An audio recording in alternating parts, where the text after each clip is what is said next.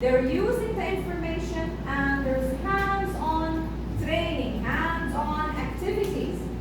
It's not only the same old traditional way. The teacher talks for an hour and then you do the exercises, whether you understand or you don't, that is your problem.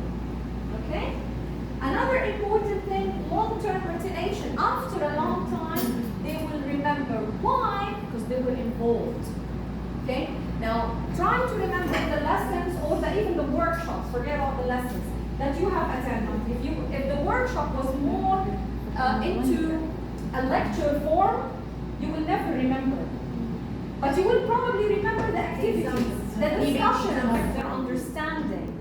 How are they going to respond to different types of questions? Now, sometimes you ask a question and you realize that they answer in a totally different direction.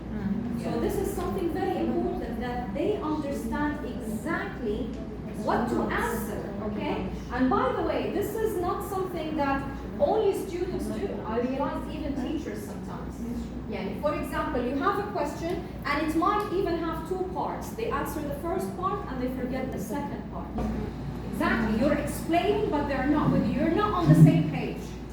Okay, so it's very important you try as much as you can to scan the whole class to make sure that everyone is awake. Okay, sometimes they're looking at you, but there's a screen traditional way all the time. You will find that students become more involved, and at the same time, when they discover, they will become more excited because it's like a eureka moment. Oh, I discovered this. Oh, wow, I know this. If I mix, let's say, different colors with each other, this is what's going to happen.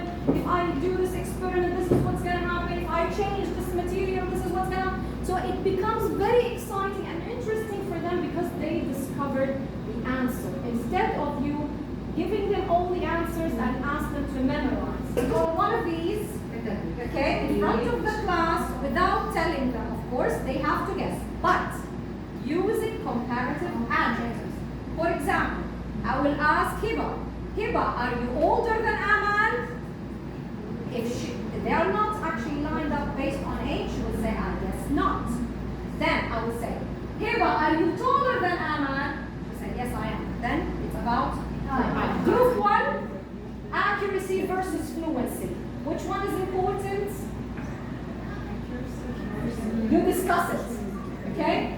Group 2, the importance of cooperative learning. Forget about ESL classroom. The importance of cooperative learning. Group 3, using differentiation in the classroom. Discuss it together, and then we are going